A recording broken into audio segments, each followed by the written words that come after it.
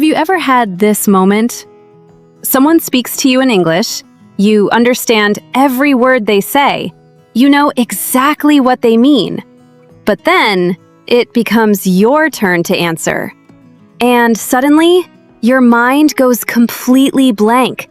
Like you know the vocabulary, you know the grammar, you have studied English for years, but somehow your mouth just doesn't want to cooperate. Oh, I think every English learner knows that feeling. It's almost like your brain says, yes, I know English, but your confidence says, sorry, we're closed today. Exactly. And you know what is interesting? Many people believe they need thousands and thousands of vocabulary words before they can speak. But that's not the real problem. Sometimes the problem is not the English you don't know. The real problem is knowing how to use the English you already have. And that's what we are going to talk about today.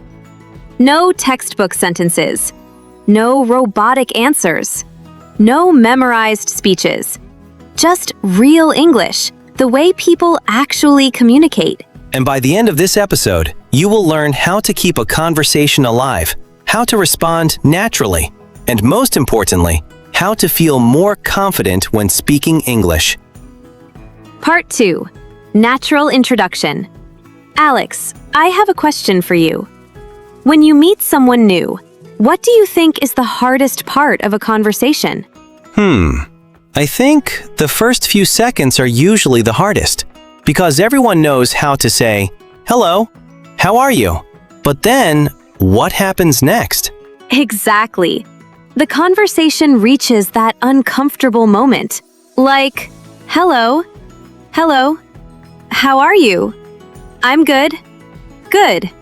And then, silence. The famous conversation killer.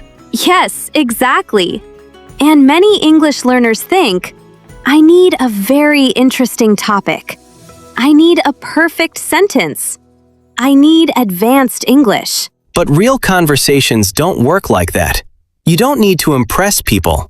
You just need to connect with them. That's such an important point. Because communication is not about creating perfect sentences. It's about giving the other person something to continue with. Exactly. Let me give you an example. Imagine someone asks, how was your weekend? Many learners answer, good, and that's it. Conversation finished. But one small detail can completely change the conversation. Instead of only saying, good, you can say, good, I went to a small restaurant with my friends. Now you gave the other person something. They can ask, what restaurant? Who did you go with? Was the food good? One simple detail can create a whole conversation. And that's today's secret. Don't try to say everything. Just give people a small door so they can continue talking. You know what is interesting, Alex? I used to think good conversations were about having amazing stories. Really? Yes. I thought, if I want people to enjoy talking with me, I need to be funny. I need to have exciting experiences. I need to always know what to say next. That sounds exhausting. It was. Before meeting someone new, I would almost prepare my mind. Like, okay, if they ask about my weekend, I will say this. If they ask about my work, I will say that. Wait, you were preparing answers before a normal conversation? Yes. So basically, you were creating a small interview script. Exactly. And the funny thing is, the more I prepared, the more nervous I became. Why? Because I was not actually listening. I was waiting for my turn to speak. That is a huge problem. Yes, someone could be telling me a story, but half of my brain was thinking, okay, what should I say after this? I think many English learners do this, especially when they are nervous. They are not only listening to another person, they are also fighting with their own thoughts. Exactly. It becomes, did I use the correct grammar? Did I pronounce that word correctly? Was my sentence too simple? And suddenly, you are not having a conversation. You are taking an English exam. Yes, and nobody told the other person there was an exam happening. Imagine, person A, how was your weekend? Person B, Please wait, I need 30 seconds to create a perfect answer. That would be a very strange conversation. Very strange. But honestly, real conversations are much easier. Because people don't expect perfect answers. They just want a response. Exactly. Let me show an example. Imagine I ask you, what did you do yesterday? Okay. Your first answer, I studied. Simple. Nothing wrong with it, but now I don't have many directions to continue. So I need to add one small detail. Exactly. Try again. Okay. I studied yesterday. I was preparing for an important exam. Perfect. Now I have many options. I can ask, what exam? Was it difficult? How long did you study? So the secret is not giving a long answer. It is giving a useful answer. Exactly. One small detail can open a conversation. I love this idea because it removes pressure. Many learners think, I need to speak for 5 minutes. No, you just need to create the next step. Like building a bridge. Yes, a conversation is not one person giving a speech. It is two people building something together. That is such an important mindset. Because when you stop trying to impress, you start communicating. And communication is the real goal, not perfection. Let's give another example. Okay, I ask, what kind of music do you like? A common answer, I like music. Correct, but the conversation is sleeping. Sleeping? A little. Try adding a detail. I like music. Recently, I have been listening to relaxing songs while working. Great. Now I can ask, what songs help you relax? Do you listen while working every day? Who is your favorite singer? One sentence became many questions. Exactly. That is how natural conversations grow. So if you remember only one thing from this part, remember this. Don't search for a perfect sentence. Give one real detail. Because real conversations are created from small details. And the more you practice, the easier it becomes. Now, let's look at some useful phrases you can use immediately in real conversations. Because knowing the right phrases can make speaking English much easier. Part 4. Language breakdown. All right. Now let's take the conversation skills we just learned and turn them into real English phrases you can use every day. Because sometimes learners know the idea, but they don't know the exact words to say. Exactly. So today, we will learn some simple phrases that native speakers use naturally. Not difficult English, just useful English. Phrase 1. Tell me more about that. The first phrase is, tell me more about that. This is a very powerful phrase because it shows interest. You are telling the other person, I want to hear more. Exactly. Let's imagine a conversation. I recently started learning photography. Instead of saying, oh, okay, you can say, really? Tell me more about that. Now the person feels that you are interested, and the conversation continues. Real-life examples. Example 1. I started a new job last month. Response. That's interesting. Tell me more about that. Exam 2. I visited a beautiful place during my vacation. Response. Wow, tell me more about that. Your turn. Complete this. My favorite hobby is blank. Now respond, tell me more about that. Phrase 2. That sounds interesting. The second phrase, that sounds interesting. This phrase is used when someone shares information and you want to show a positive reaction. For example, Ava says, I am learning how to play the guitar. You can reply, that sounds interesting. Notice something important. You are not only answering, you are showing emotion. And emotions make conversations stronger. More examples. I started my own small business. That sounds interesting. I joined a speaking club. That sounds interesting. I am planning to travel next year. That sounds interesting. Phrase 3. How did you get into that? Now this one is very natural. How did you get into that? Many learners don't understand this phrase because it sounds strange. Get into? What does that mean? Here, it means, how did you become interested in this? Or, how did you start doing this? Example, Ava, I love photography. Really? How did you get into that? My friend introduced me to it, and I started learning. This is a great question because it creates a deeper conversation. Phrase 4. I know what you mean. Another important phrase. I know what you mean. This means, I understand your feelings or your idea. Example, sometimes speaking English feels difficult. I know what you mean. This creates connection. The person feels understood. Phrase 5. Let me think for a moment. Now this phrase is very useful for English learners. Because sometimes we need time to think. Exactly. Many learners stay silent because they are searching for an answer.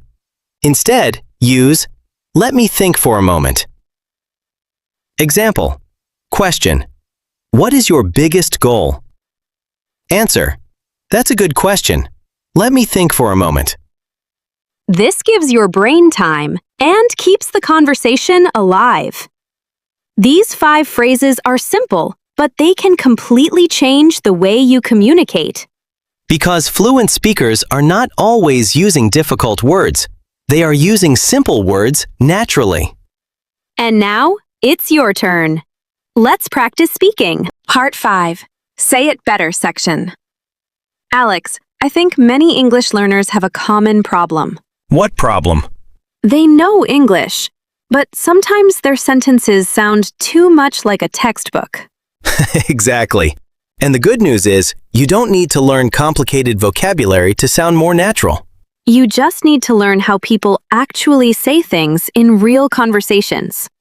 So today, we are going to take some common sentences and make them sound more natural. Let's start. Sentence 1. I like it.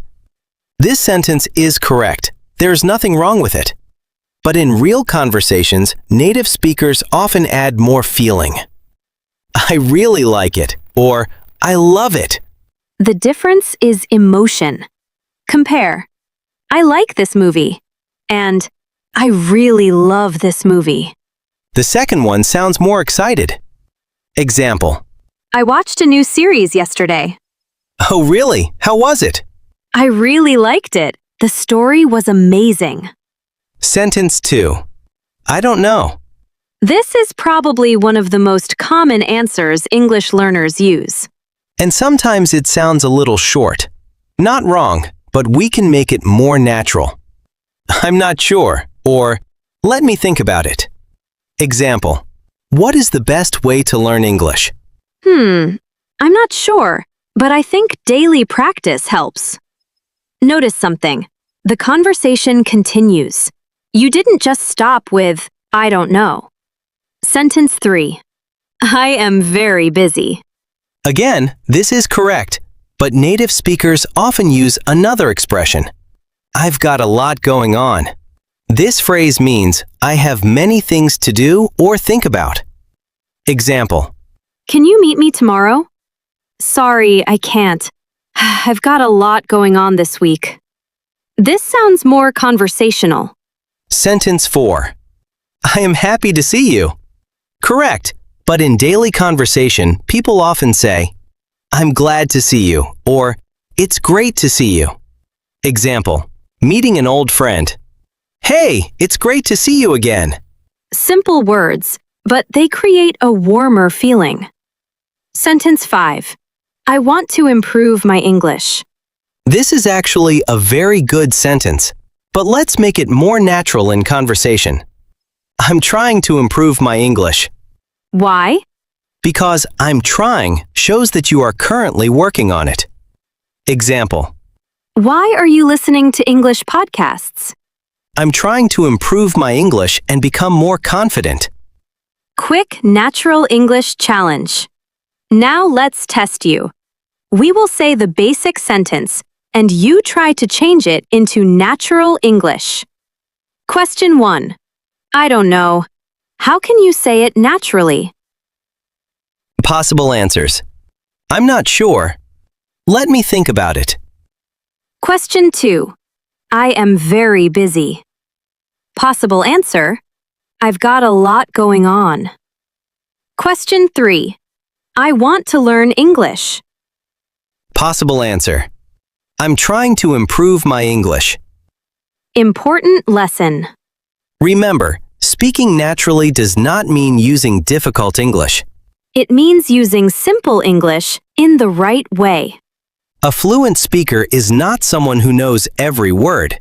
A fluent speaker is someone who can communicate comfortably. So don't focus only on learning more words. Focus on using the words you already know. Because confidence comes from practice, not perfection. Now it's time to practice. We are going to give you real situations and you will answer in English. Get ready, because this is where your speaking improves. Part 6. Speaking Practice Challenge. All right, now comes the most important part. Yes, because listening to English is helpful, but speaking is where your confidence grows. So if you are watching this video, don't just listen. Speak with us. We will give you real-life questions. First, listen to the question. Then pause the video and answer in English. Don't worry about making mistakes. Your goal is not perfect English. Your goal is communication. Practice 1. Introduce yourself. Imagine you meet someone new. They ask, "Can you tell me a little about yourself?" Think about your answer. You can start with, my name is, I work in my free time I enjoy. Here's an example. Hi, my name is Alex. I work in marketing, and in my free time, I enjoy reading and traveling. Notice something. This answer is not complicated, but it gives information, and information creates conversation. Practice 2. Talk about your day. Now imagine your friend asks, how was your day? Many people answer, "Good." That's okay, but let's make it better. Try, "Today was busy, but I learned something new." Or, my day was quite good. I finished my work and spent some time with my family. Small details make your English more interesting. Practice 3. Talk about your hobby. Question. What do you like doing in your free time? You can answer, I'm really into... Examples. I'm really into photography. I'm really into cooking. I'm really into watching documentaries. This phrase is very natural. Native speakers use it often.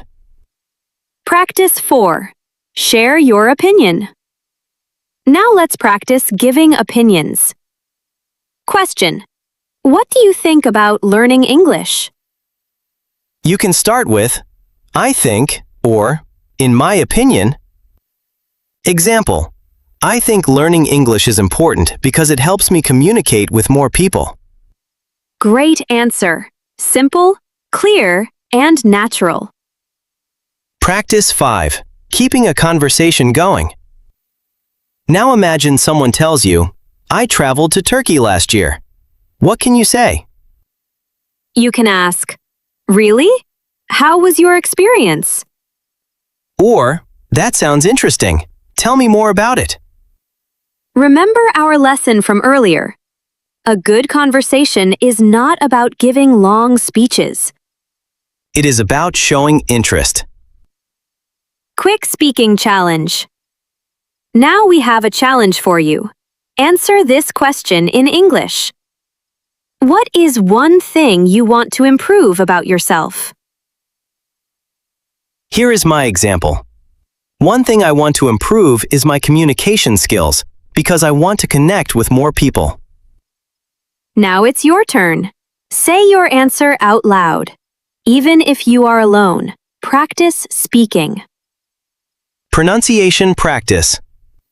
Before we finish, let's practice one sentence. Sentence. I am trying to improve my English every day. Slowly. I/am/to/my/English/every/day. Now naturally.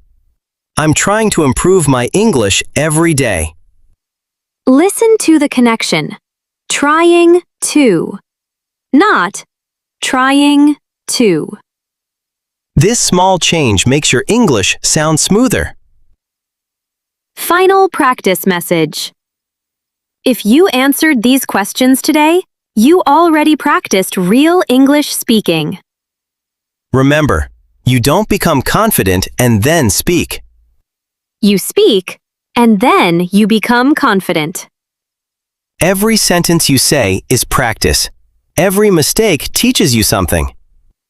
Keep speaking, keep practicing, and little by little, English will become natural. Part 7.